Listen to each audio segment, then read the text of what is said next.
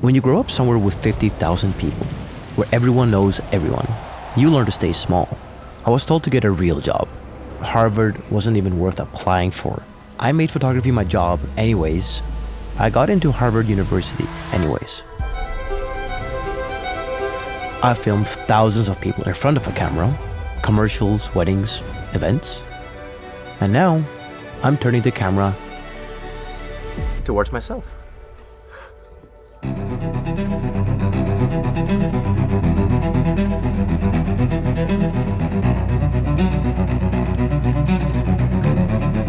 This is where I'm from, the Faroe Islands, 50,000 people.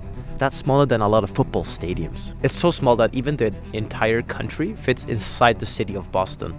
Yeah, it is really tiny. Somehow, every view you look, it kind of looks fake, because that's how pretty it is here.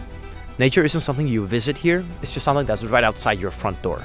You may be thinking, what are these clothes you're wearing? This is the Faroese national costume. I inherited them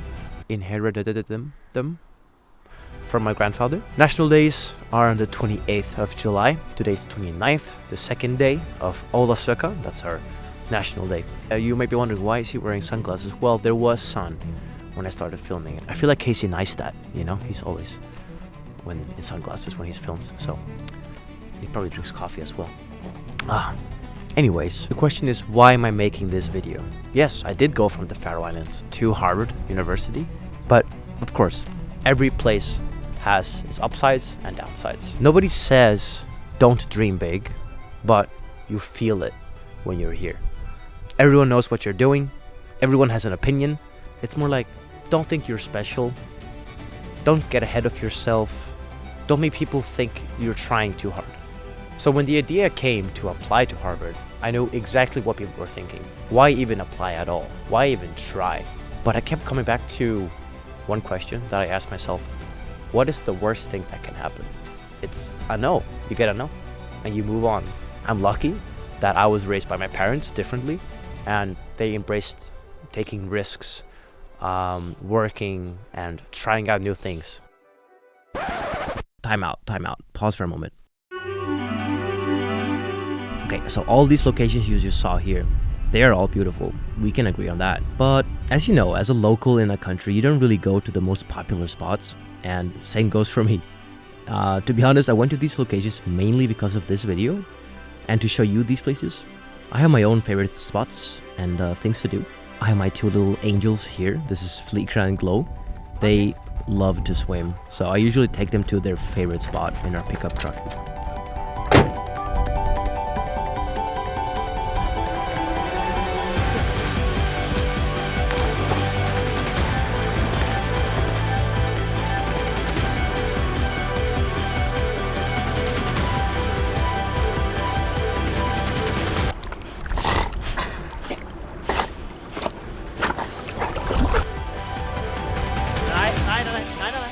And during the summer, most of my friends are here as well, so we make the most of it by going to festivals, we go on hikes, road trips, or board games, whatever. The summer is also peak wedding season, so that's where I do most of my work to pay the bills. And in the meantime, I also like to just take care of myself by going to the gym, playing football, make sure I have the energy to keep on going.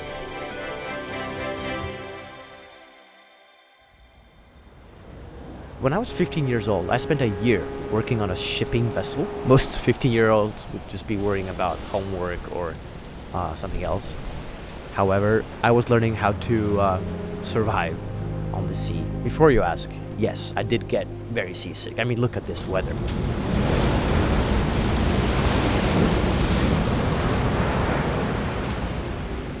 There's barely any Wi-Fi, so you also become kind of a hermit there. But that's when I started reading.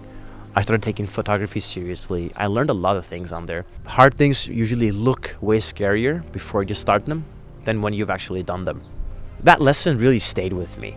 And so years later, now I'm standing here, and when I was thinking about applying to Harvard, I was thinking of that.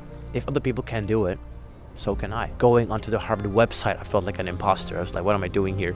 Uncomfortable isn't a reason not to do something. It's usually the reason why you should. I applied, I waited, and I got in.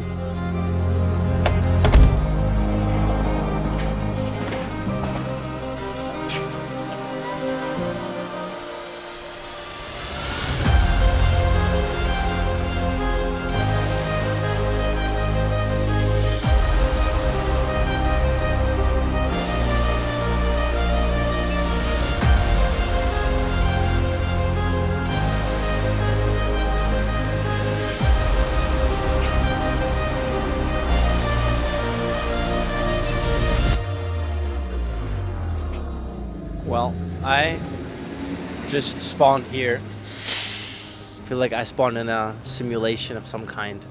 No idea where I am. He was drunk because she was mad at him. He started drinking. People are so welcoming, so heartwarming, so helpful. They want to help me how to get to my hotel. Were carrying my bags for me and asking where I'm from and all these things. And I'm like, yeah. Sorry, sir. I like your outfit.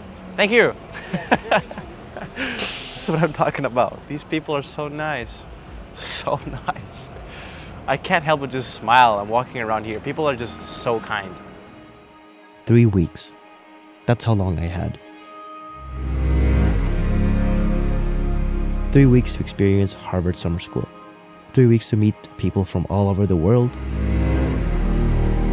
3 weeks to see if the place was really as impressive as everyone says. My first impression? The movies weren't lying. Walking through Harvard Yard feels exactly how you would imagine it. Old brick buildings, huge trees, students everywhere. You can almost feel the history. And apparently Kamavinga was there taking a class at the same time as me. I didn't even know it. Anyways. And now, some guy from a tiny island in the North Atlantic was walking there too. And yeah, I did get lost.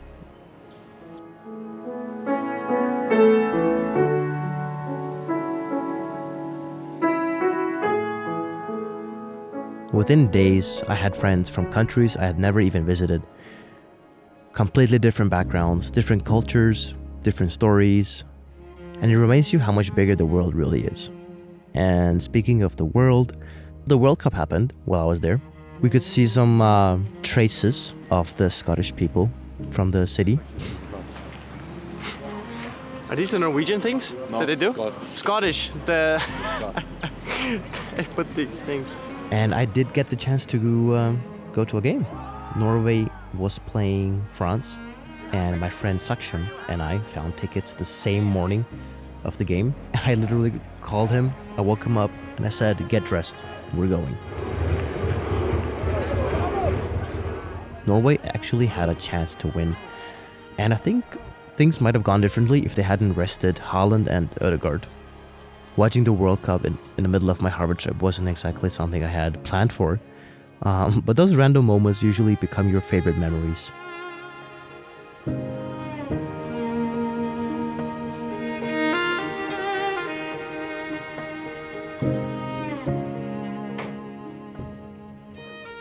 Harvard has this reputation where you imagine everyone walking around solving impossible math problems while speaking 10 languages. Well, reality was different. Yes, people are very smart, really smart, but they were also curious and kind of normal. The classes weren't about memorizing facts, they were about thinking. And classes started at 6:30 at night and ended at 9:30, and which is not exactly my peak brain hours. However, the caliber of people there and the professors makes it so engaging, and after 3 hours of listening to the professor, it felt like 1 hour, and you were kind of sad when the classes were over because they were so good. My class in particular was called Negotiation and Conflict Resolution. This was a great class, and I feel like I've learned more from this class than I have done in the past year. The facilities around the campus are amazing. You see around me here, this is all Harvard campus. It's huge. It's almost like a tiny city in itself. They have so many different stores, so many different facilities, study centers, cafes, food halls, and it's just amazing. We live in dorms. They are kind of small for most people. I did get kind of lucky and I had a bigger room than most people did. I don't know why that happened. The only thing that sucks, there's no AC. There is no AC. However, you can request it if you have like a medical emergency or something. And I swear to God, I was having a medical emergency trying to fall asleep to that heat. Anyways, my ass is wet. You get food, breakfast, lunch, and dinner all provided in the on-campus housing, which is amazing. I have not spent almost any money here except buying expensive Harvard merch. Oops. And I tried tennis for the first time. That was nice. Except for the fact that I decided that it was a great idea to go to the tennis court at midday. We went to Red Sox versus Yankees game, which was very fun as well.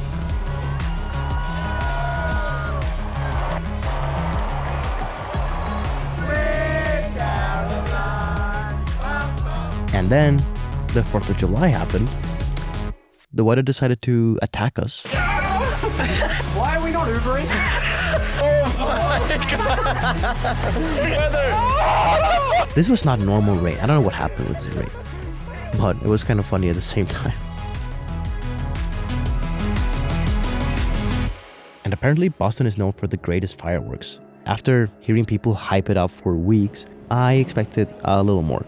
I'll give them maybe 3 seconds of screen time. Here you go. Honestly, you might say 3 weeks is not much, but I have learned more in these 3 weeks than I have done I feel like in the past year. I don't, that sounds crazy, but it's just the way they teach it here is just different. Yeah, if I could move here and just start studying here, I would do it in a heartbeat, honestly.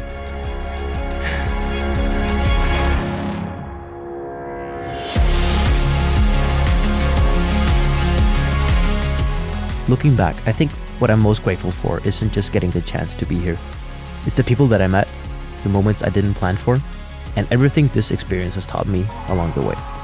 Because sometimes the biggest opportunities in life start with something incredibly small, embarrassingly small steps. Getting out of bed, opening your laptop, an application, a message, a decision to try.